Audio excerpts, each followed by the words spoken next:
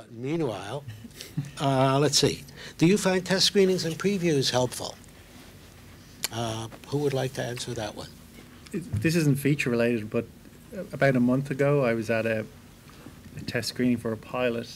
The director had already moved on. He was shooting another episode, so it was in one of these, all I can describe it as like a CIA style environment where there's a two-way mirror and you're looking at an audience like this now and you're surrounded by executives.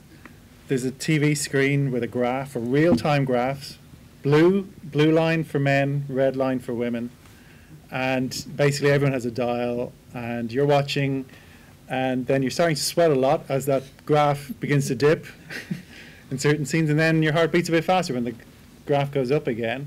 And it's just basically, in this case, it was like 54 minutes of pure agony. But,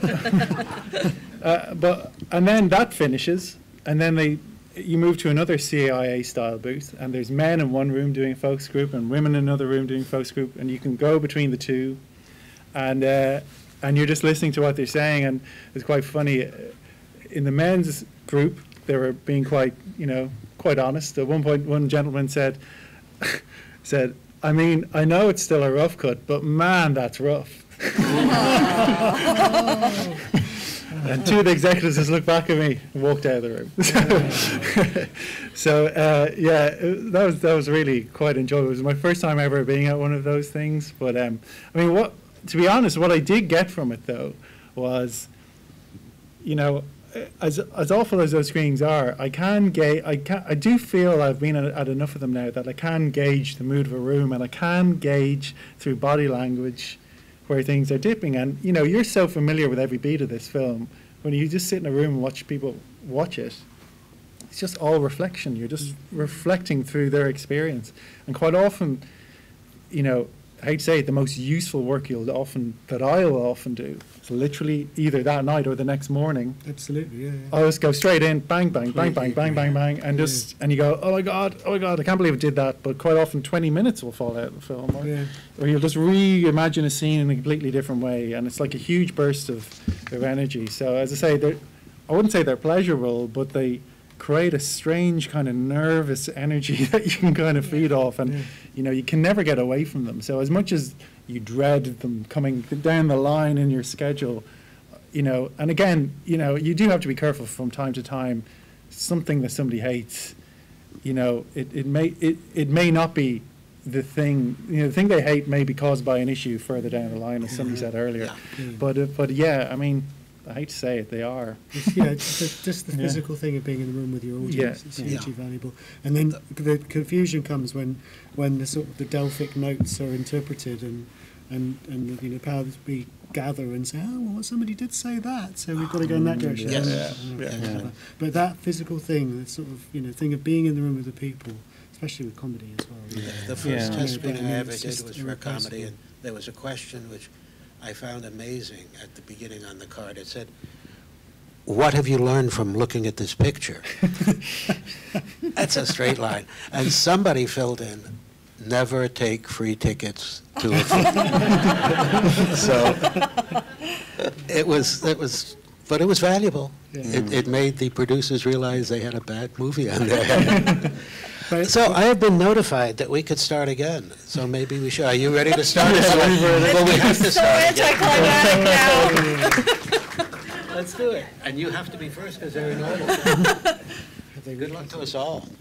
Yeah, did they recut it? Nah. Very cool. That's amazing.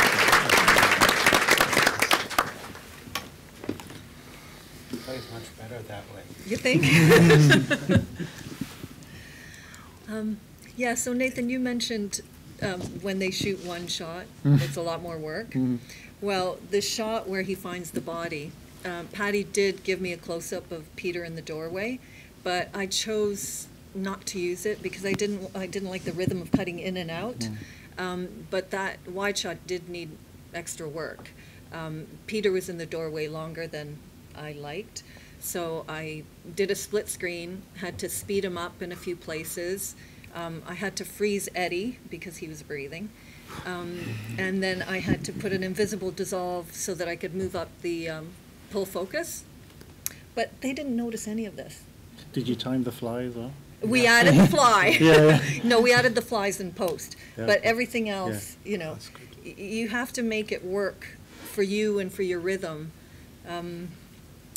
Yeah, and Olivia's last scene there, we did end up dropping some dialogue, which is why it would have been nice to stay on Olivia a bit longer, but the dialogue wasn't necessary, and we found that most people understood that she killed Eddie. A few people didn't, but Patty and I thought, if they don't get it here, they'll find out in 2 minutes because she's in prison.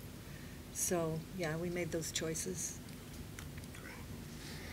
I noted that the idea of not using the close-up earlier made it so much more powerful when he came home to her. Yeah. And I love that little push-in that you did on the house. Good, that was good. just terrific. Thank you. Yeah, I expected it to just be a still shot, and then suddenly, Yeah. almost imperceptibly. Well, I'm glad we got through that. Oh, thank you, yeah. Yeah, I'm glad we got to see it all. Good, thanks. Thanks a lot. Okay, well, I guess we can, let's do yours.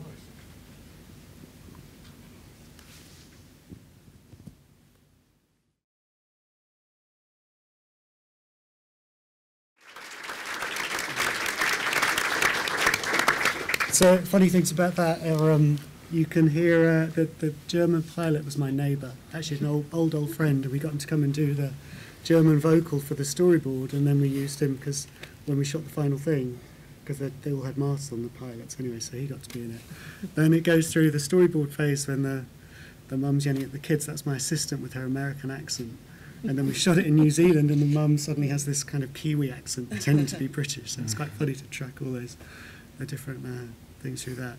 And then the picture of the dad that the little kid runs in to get is my dad, which is a pretty cool thing.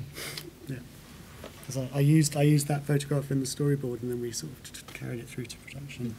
But yeah, I mean, basically they had to build a set in New Zealand, and they didn't have quite the budget that you might have thought. So we were just trying to be very precise about what angles we were going to use, what we needed to build. So we just built the back wall of the house and the roof and everything, and the top shots is set extension, and I think we went as far as the little vegetable patch in the back of the garden. Everything else was set extension, and so we did.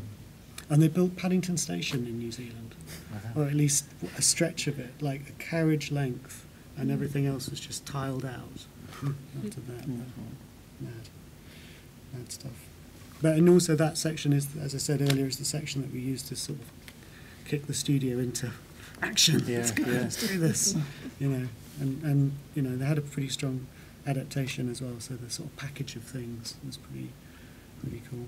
Can I ask, when the storyboard material at the very beginning, when you actually filled that with, did you give it more area? Yeah. Things would expand. Definitely. Really, yeah.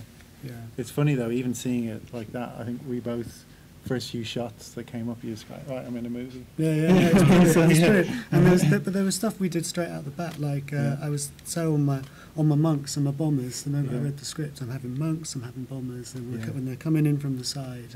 Because what was really nice was that the director would do most of the previous stuff, but I'd do all the storyboard stuff. And we had two just super fantastic storyboard guys, and we would just hang out and do stuff, and they were brilliant, and we would get it in the Avid and they redraw it, and that was all going on whilst the director was doing sort of like, you know, the stuff that they do in pre-production. So yeah, it was really, really good fun to do. And then we had, like, obviously, I think that's not actually the final cut at the end, but you know, it did change when we shot it, and what we found with the stuff that we storyboarded like the drama stuff that wasn't VFX heavy, and that would, because we didn't even know the sets at that point, so that would be very much a guide. All my stuff, it'd be like, but like it was this great tool, because you could go, because you know when you're cutting scenes in isolation and they shoot out of order. I don't know what you do, but I would put, before this technique, I'd put cards saying, you know, coming from and going to, so that you don't have that. You try and avoid that kind of heavy. Transition-y thing, you know, where everything's a bit long. You try and sort of go, right, I'm coming from this and I'm going to that. So at least you've got, you know, a point of view when you're going into your assembly. But what I would have, which was just brilliant, was I'd have like this the storyboard scene. I would just be able to go, right, here I am. You know, and yes, it wouldn't be a literal thing. I would be on a wide shot at the end of the scene, but you'd know what tone you were sort of, coming in on. Yeah, so it's good. So you'd be involved right at the beginning. Right at the start, yeah, yeah. So you'd read the script. Yeah. And then you immediately start with the storyboard artist and then the other people. And how much hands-on sketching and writing do you do? I don't do any sketching or writing. But I mean, it's the collage. It's like, it's brilliant listening to the Pixar people, especially on VFX movies. Everything gets chucked in, and you have temps of everything. Like, you have temps from the fight coordinators. Yeah. They'll send stuff in, and it's all just sort of layers, and it never feels like a pain, and it never feels like it slows you down. Well, if it does, you just ignore it because you've got to prioritise. But it just is about building up those layers, and because I get quite heavily into the temp music and the temp sound effects, which is what all that is. But at some point, I saw we've got questions about not getting. How do you come fresh to the cut? Well, you can turn all that stuff off, because you can. I watch things, that I do now, and I like the sound effects, and I can't watch the rest of it. So you kind of, hey, let's just turn that stuff off, and where are we at, beginning, middle, and end of the scene, and what are we trying to say, as opposed to how are we saying it. So, Okay.